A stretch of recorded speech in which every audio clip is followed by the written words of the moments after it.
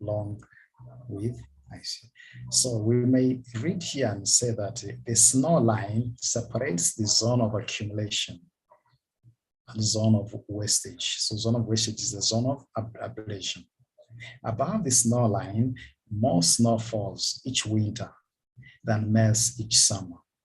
Below the snow line, the snow from the previous winter completely melts, as does some of the underlying ice.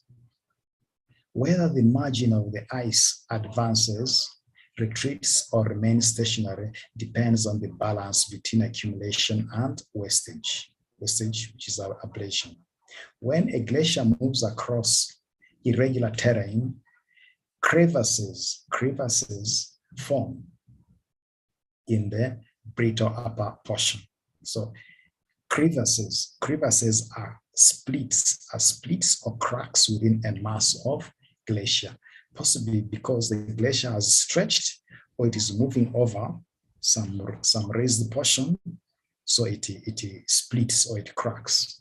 So those cracks or splits on a mass of glacier on the glacial surface referred to as crevasses.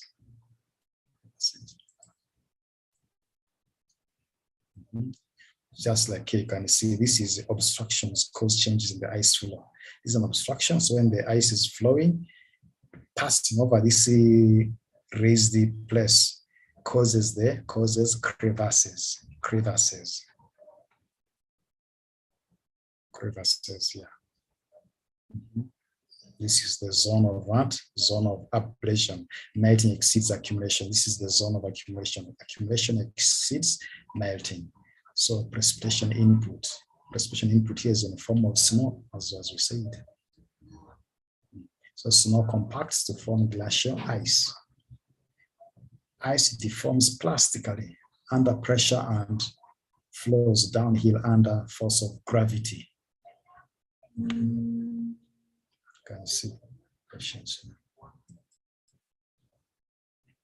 Now, why is the glacier the only thing that is ever coming and going at the same time? So going and coming. In other words, technically we say advancing and retreating, advancing and retreating. This is because of the seasons. Summer, winter. Winter, snowfall. It comes, snow comes or advances in winter. During summer, snow does what? Melts, it melts, or in that case, retreats. Now, we can now look at this diagram here. This is a glacier. The glacier during winter, after heavy accumulation, it advances. It has moved. You can see there's this pit of these stones here, these rocks. We shall see them. Now here you can see this rock. It is here. Now this glacier, which was here, is no longer there. It has melted. So now we're saying that the glacier is doing what? Is retreating, because what was here has melted.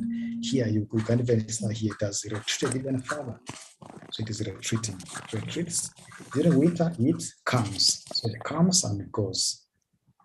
That's why I'm saying, why is the glacier the only thing that is ever coming and going at the same time? So it is because of the seasons. Because when it goes, we say it has retreated back uphill. When it comes, it has advanced down slope.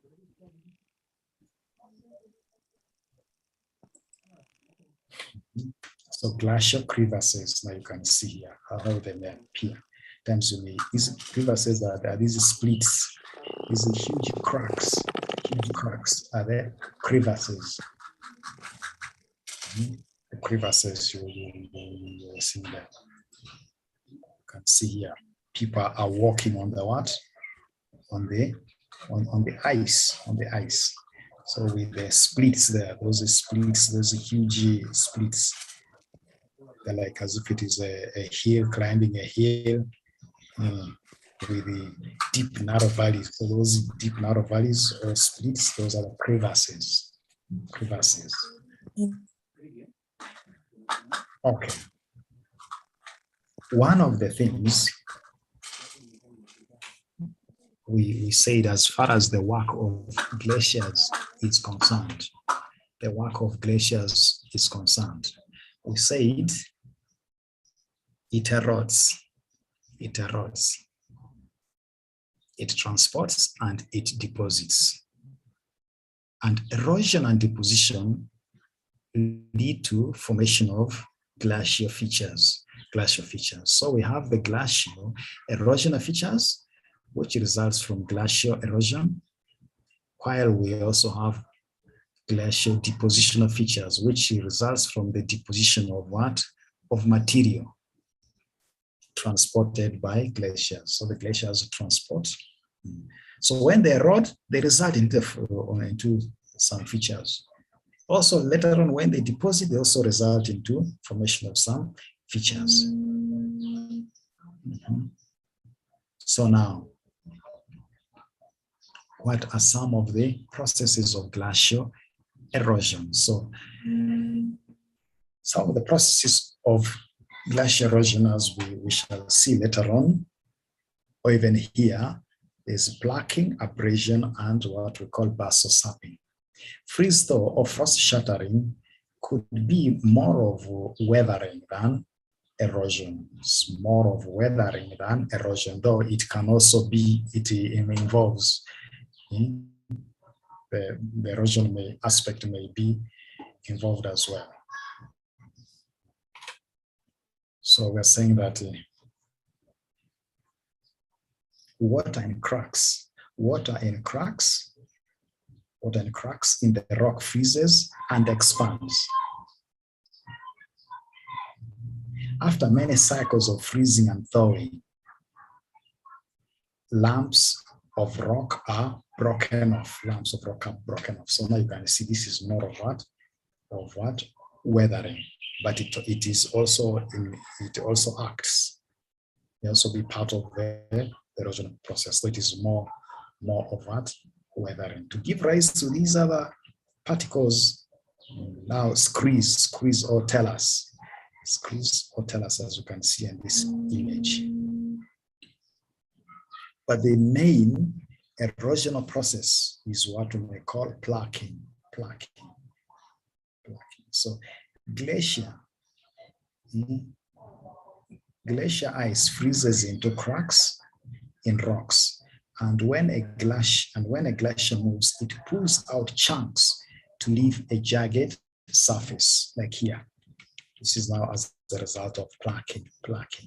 So plaquing may be related to freeze and thaw. Glacier freezes in cracks in the ice, and when the glacier moves, it pulls out chunks of rock to leave a jagged surface. That is plaquing. No matter when you are sort of the chicken, you are plucking off the feathers. That may be the kind of plaquing. In this case, now it is the moving glacier which pulls out the chunks of rock, which may be eased by what? By frosty shattering. Then there is abrasion.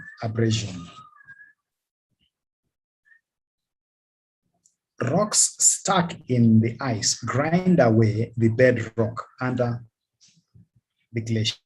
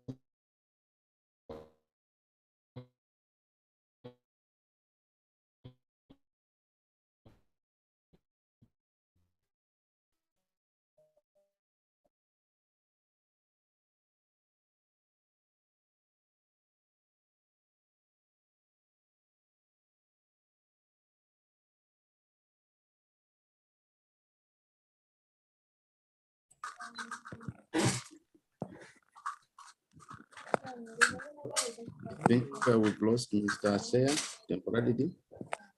We'll see that he rejoins soon. So give it a minute.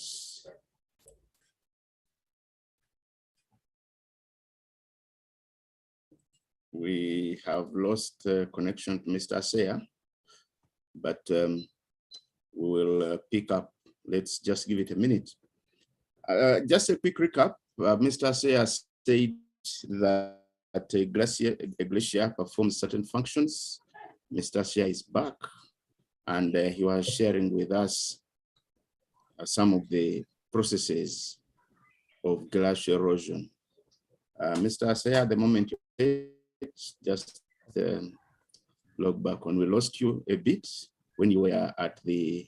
And I was using the phone, and someone called me, and it went off. Okay. Okay.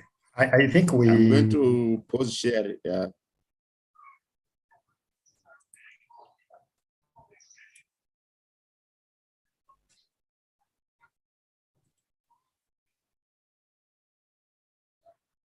Okay, sorry for the interruption, but we are describing the processes of glacial erosion. And we had said that we have plucking, then there is abrasion. Abrasion is that rock stuck in the ice at the base of the ice, grind away the bedrock under the glacier. They grind away the bedrock under the glacier. Just like here, you can now see. So resulting into a smoothened what? Surface. This surface you see here is as a result of abrasion by the glaciers.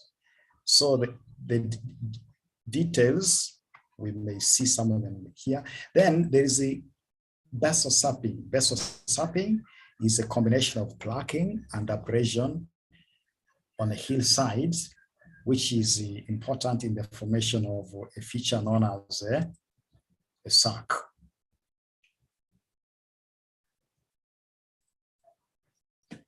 Okay, so going back to some of the details, we are here, we're repeating the thing, saying that the plucking, what is plucking?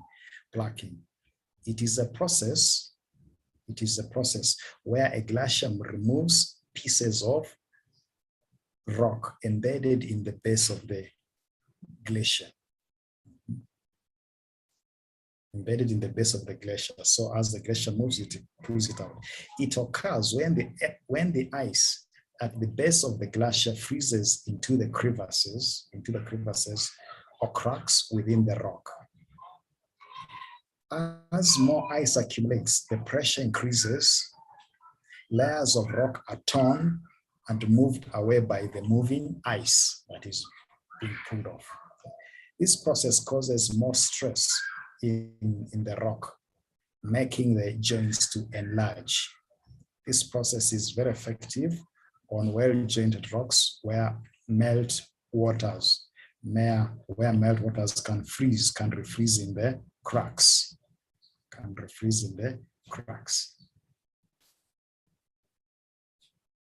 So plucking, just as we said that, as beneath the what?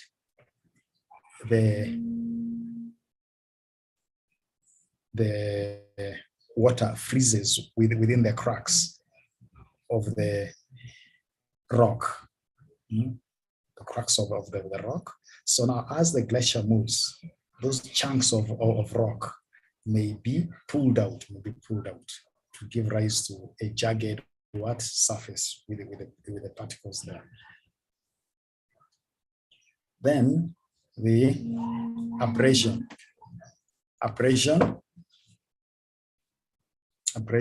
we say this is a scarring action of what? Glaciers.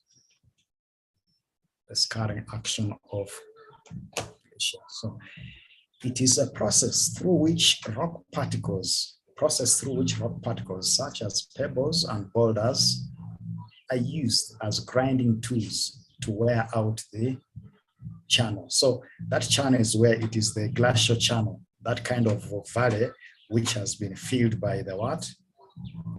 By the glacier. So someone is it Dixon? Dixon Floyd has raised the hand. What are pebbles? Pebbles. Pebbles are small stones. Yeah. Pebbles are stones, small stones. Then a boulder is a large what? Rock, large piece of rock or stone. Thank you, teacher. Okay, thank you. You're welcome. Then it occurs when materials or boulders frozen into ice are dragged over rock floor, polishing, scarring, and scratching the surface, forming deep grooves and striations. So deep grooves are formed as a result of what? I mean, those deep grooves on the rock surface, which are the long marks, are known as striations. Striations as a result of what? Abrasion as well. Otherwise, it may smoothen the entire surface, as we saw in the earlier picture, or it may create marks, long marks. So those long marks are known as striations. Those deep grooves or marks are known as striations. So the magnitude at which the rock floor is scratched depends on the hardness of the materials carried by the ice. Because if the material is not hard, it will not scratch. If the material is harder than the bedrock, it will abrade. It will abrade. In this process, ice uses materials as it is carrying out as an abrasive tool to erode the rock surfaces.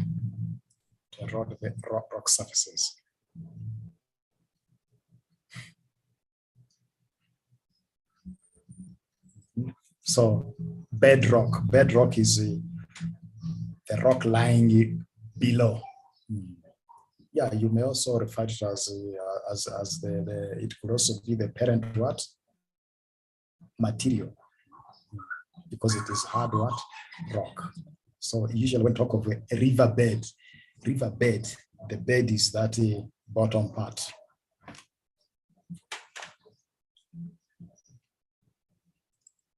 Then we say that the other one is what they call the basal sapping, which combines both the abrasion and plucking. So we would say that this is frost shattering that occurs on the margins of the hollow or the basin on the mountainside. This occurs when alternate freezing and thawing of ice and weathering shatters the rock along lines of weakness. When meltwater enters the crack of the rock, it later freezes into ice, which enlarges the joints due to increased pressure on crack walls. This ultimately shatters the rock, making the rock particles fall off to form moraines. So moraines, these are now materials which are transported and left on deposited by what? By glaciers at the base of the rock. Plucking and abrasion, plucking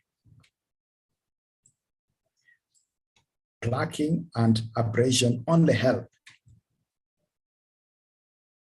to make the hollow formed by basal sapping appear bigger and deeper. So frost shattering takes place. Then plucking at the upper side also occurs. Then the plucking widens the hollow. So there is a hollow there which is widened by what? Plucking. Then it is deepened by what? abrasion. So the widening, deepening to form what we would refer to as an armchair-like shaped depression at the side of a glacial mountain. The process is referred to as basal sapping. That is what we know as now what basal sapping.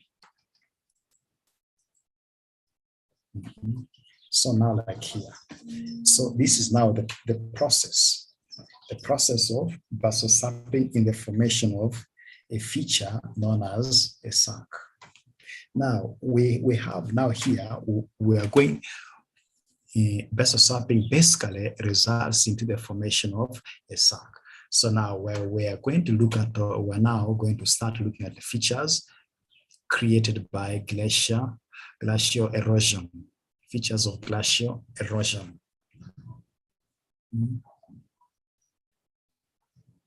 So this is a hollow at the side of a glacial mountain. So this hollow is, this is what we call the back wall of the hollow, because the general direction of flow of the glacier is this way. It is from left to right. It is flowing from left to right. So this part is the what? The back wall. Now, where the back wall is, we have the glaciers there, plus some of it say meltwaters. So plucking takes place. So in the end, you'll find out that you'll find out that this part will be eaten. Then later on, it may even extend further here. The whole of this thing will be done what? Will be eaten. Now, we're now seeing the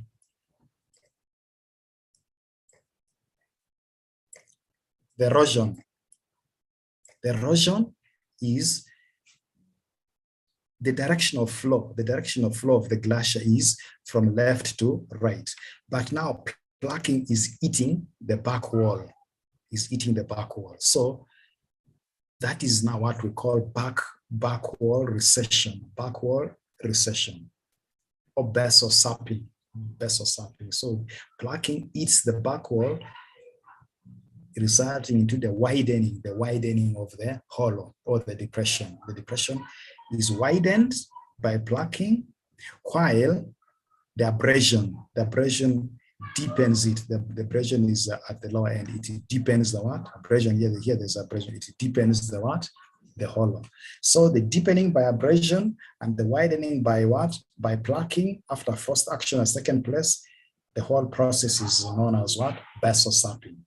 So it results into a feature known as a cirque, which is an armchair-shaped like feature, at the side of a glacial mountain. So head wall gap, around here there's what a head wall gap. This is what I call a Bergschrund, round cleft. So Bergschrund, the space between a glacier and between the mass of the glacier and the glacial wall is what we call the Bergschrund.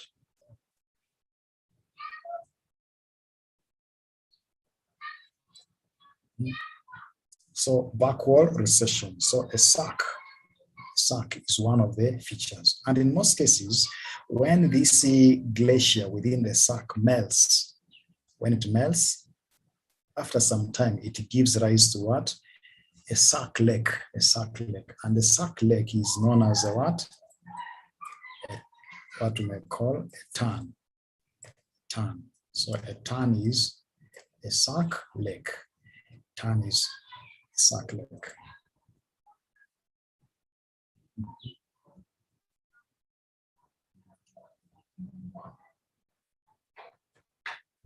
So where is the hollow here? The hollow here is this one. This is the hollow. The hollow is filled with a glacier. This is the glacier. Otherwise, this is the hollow. This is the lateral view, the side view. This is the side view. Now, when we look at the other view,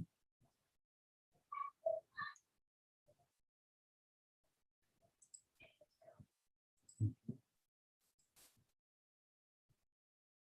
can see here also the head wall is there. If it extends that side, that will be basal sapping. So around here is the sack filled with the glacier. Now here the glacier, you can see the hollow is here, that hollow. That is the what glacier form. This is a sack here. Sack, seeing images of sacks. So this is a what? A sack. A sack, but filled with what? With glacier. Filled with glacier. Filled with the glacier there. You can also see here, this is a sack. Sack here. The mother of all, this is on Mount Everest, a very huge sacks. People call it the mother of sacks, mother of all sacks. Yeah, it's on Mount Everest, in the Himalayas. Sacks there. Now here, this depression now has been filled with the meltwaters. So this is a sack lake. We say this sack lake is also called a what?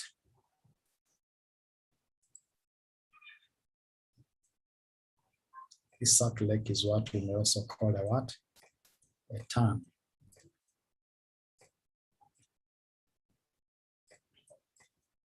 Tarn is a sack lake. So a tarn, this is a what? A tarn.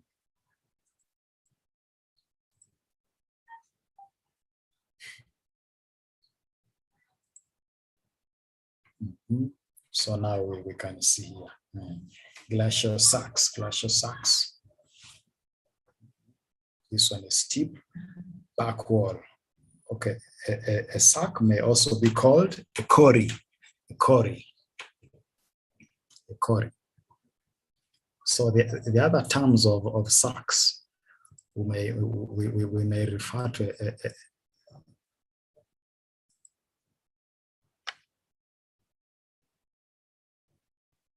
a sack, we may refer to a sack as a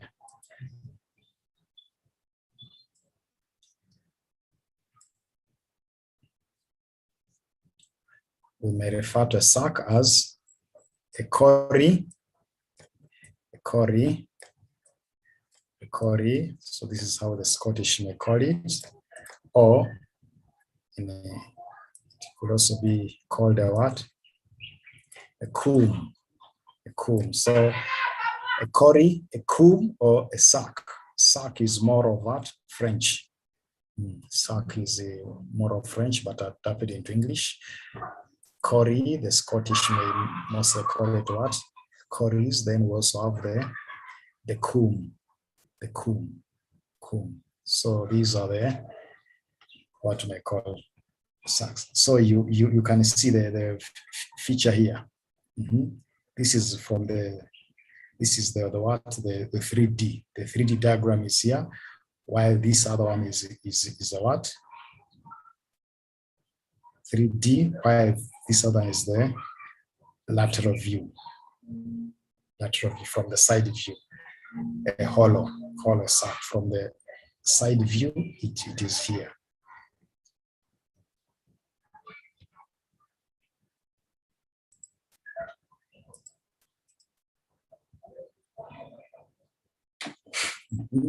Then we have seen a sack.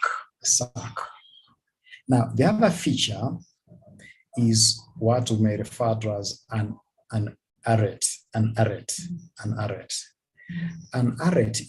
it occurs in between. An arete is a narrow ridge. Times it may be called a knife. I mean a sharp knife-like edge of a ridge between two sacks. So two sacks extending towards each other. There's this sack here that extends this side, then there's also this sack extends this side. So in the process, it creates a narrow ridge in between. This narrow ridge is known as an arete, so an arete. And where 3 or more aretes meet, an arete here, there's an arete there, another arete there, another one could be behind there. So they meet here and give rise to what we call a pyramidal peak. Pyramidal peak. So this is a cirque. Cirques extending towards each other create a narrow ridge, a narrow knife-like ridge separating them, which is known as an arete. So you can see here, this is an image of an arete. An arete here. Also here you can see aretes. Aretes are here. The glaciers, this is some narrow ridge. That's why you can say this is sharp. Sometimes they describe it as a knife-like edge. Sharp. These are aretes. So they are usually created in between what? In between in between cirques. So when you are beginning to describe the formation of features, which may result from glaciation, glacial erosion, it's better to go chronologically, because it may start with a cirque. Because where a cirque is, the cirque normally may give rise to what? To aretes. So aretes, when the aretes are formed on a highland, where they meet, it gives rise to what? To pyramidal peak. So that is it. So you start with the cirque, then the aretes, then the pyramidal peak, then you go on to the other features. Some of the features may occur also in a block. Features like U-shaped valleys, like the hanging valleys,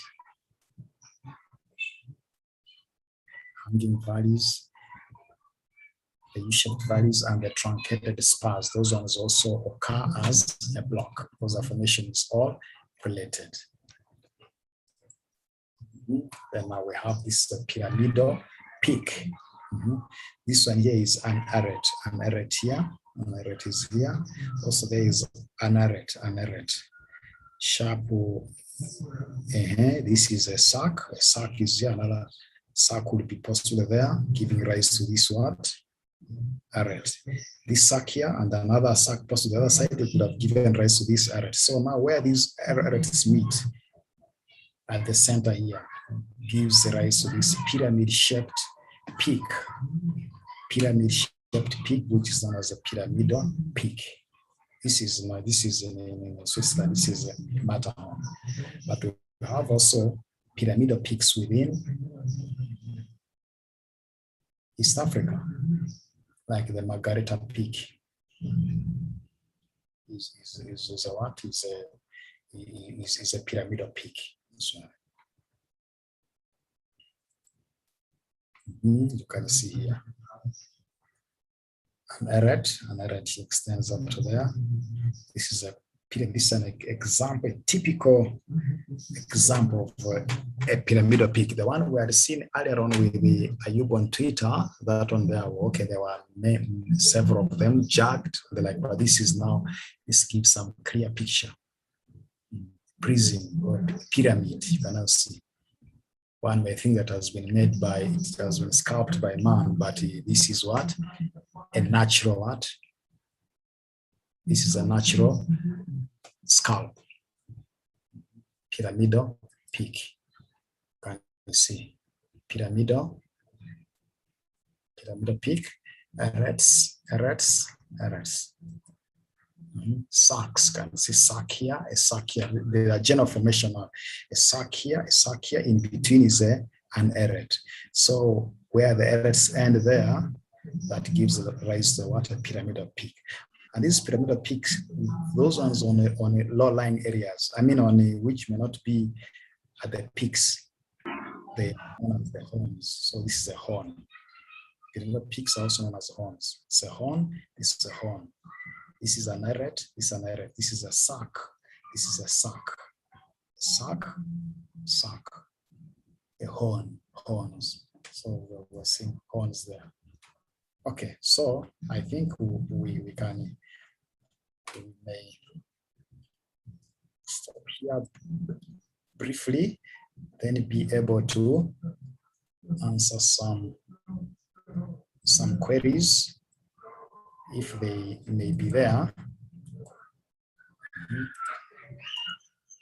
Let us see how we can handle this situation now, because there's something which I wanted to share with you, some small video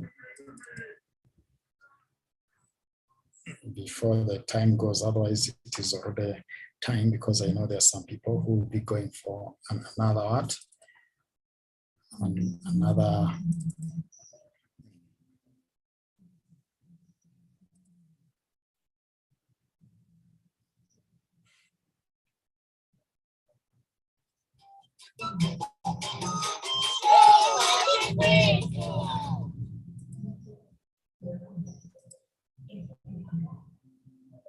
Glaciers are also called slow-moving rivers of ice. Most common in the polar regions of the Arctic and Antarctic.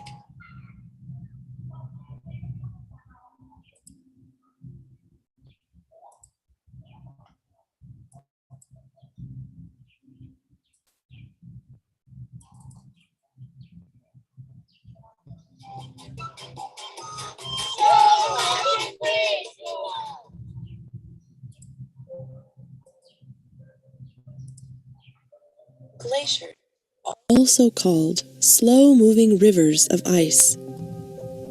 Most common in the polar regions of the Arctic and Antarctic. Glaciers can be found in the mountains of every continent except Australia. Glaciers form in places where snow accumulates over time. It takes decades or even centuries for glaciers to form.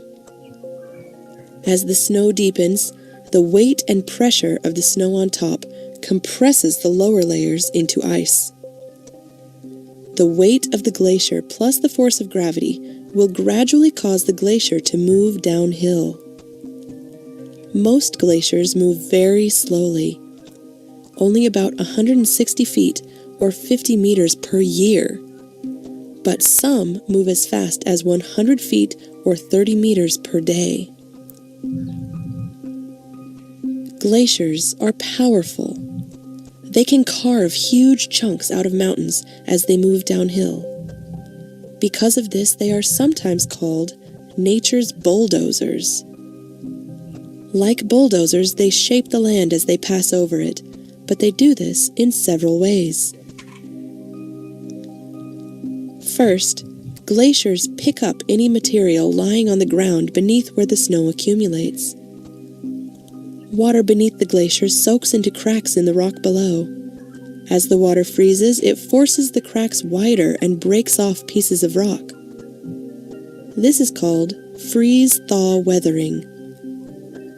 As the glacier flows downhill, it takes these loose pieces with it. This is called erosion. These rocks and stones scrape along the glacier bed like sandpaper, taking more rocks and stones with them.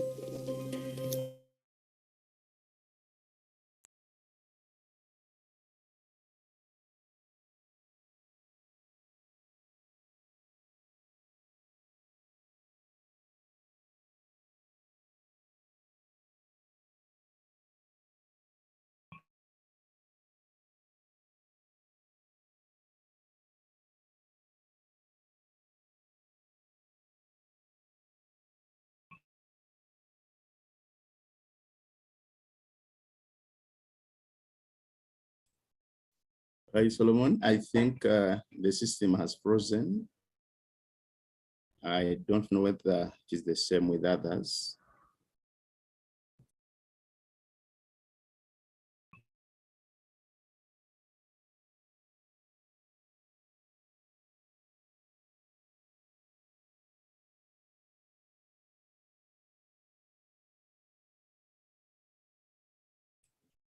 Okay. Well, give it just a moment for Mr. Asea to reconnect. Otherwise, I would like to request Raphael. Raphael, I see you've raised your hand. Could you go on with your comment or question, please? So much, Teacher Ayub. I don't know if I'm very loud and clear to you. Yes, you are. Yes, you are. Okay, now, teacher, I'm a teacher from Entebbe, and I wanted to inquire from Teacher Solomon. First of all, I want to thank him for the wonderful presentation. It was wow. Thank you so very much, Teacher Asea Solomon from SMAC.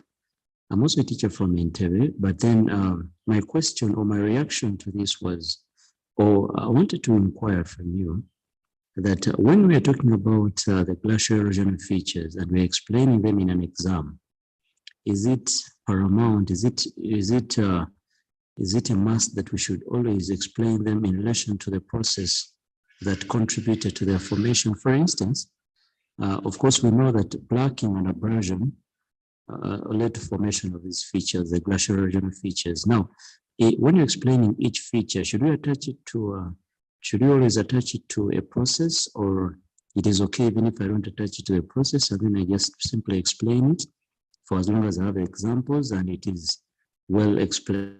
Is it right? Thank you. Thank you, Teacher Raphael. I think we'll get a comment from Mr. Asea, but I'm a teacher as well. And what I think is better is for the explanation to connect to the process, so that when we say describe the formation of features, as a physical geographer, it is best when you can connect it to the actual process. I see many students say this is a result of glacial erosion. The Cirque is a result of glacial erosion. Then it becomes a bit of a problem to determine whether the learner really knows what process is behind it. But when you highlight the actual physical process, whether it is abrasion, whether it is freeze-thaw, whether, as Mr. Asea was explaining, whether there was basal sapping, I think that is very important. And for example, in the case of the core or the Cirque, it is even important to show which part of the core is formed by which process. If you remember, for his diagram, he was showing that there was plaquing at the back, leading to backward recession, and then abrasion was brushing the backward-facing front of the valley, creating a gentle slope. So yes, I think that's a question and also guidance that it is best to link it to the process. Even when you're talking about coastal features, it is best to have the process at the back of our mind. So thank you. I see another person has raised their hand. I don't know who it is. I'm not able to. Who is that person? The hand comes up and then disappears. Okay. So another comment, gentlemen and ladies. A quick one through the. Raphael, is that you? No, it's not me, please. It's not me. I'm just thanking you for the nice pop. Yes. Okay. Thank you very much. And students, let's look forward to Monday. We hope our facilitator, Mr. San, will be available, but if it's not, we'll find a stand-in. Mr. Ambasani left for the village briefly, but we shall be with him hopefully very shortly. Otherwise, thank you very much. We've been streaming live today on YouTube because quite a number of people were telling us they were having difficulty logging in. Otherwise, if there are any quick comments, I'll take them and then wish you a good day. I think Mr. Asea has not managed to come back. Okay, Raphael? Yes, I'm very on and off, but I want to thank Teacher Asea, but also kindly requesting that if there would be any other alternative, maybe sending some copies or any resources related to what he has shared with us, I would be so very happy because it was so nice. It is quite so good sharing it, and when I share it to my students, I think I'll have the best. Thank you. Okay, thank you. This is what I'm going to do. One, I'm going to share the video. I think tonight I will not edit. I'll just share as is. That's tonight or tomorrow. And then just a moment. This is Mr. Asea.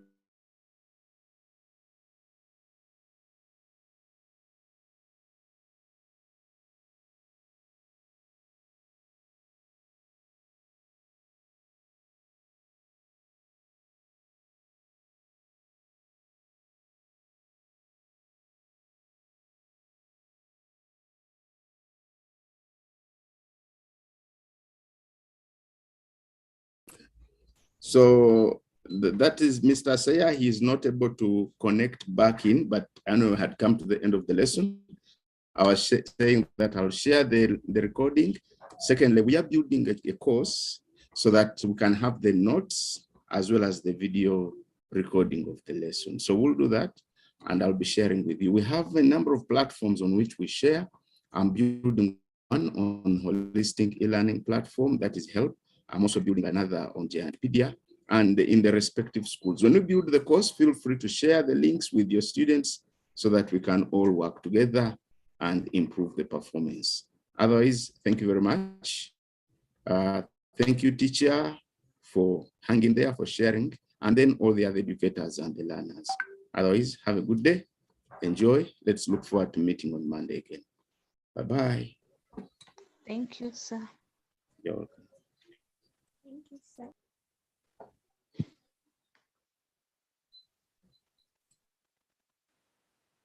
Oh.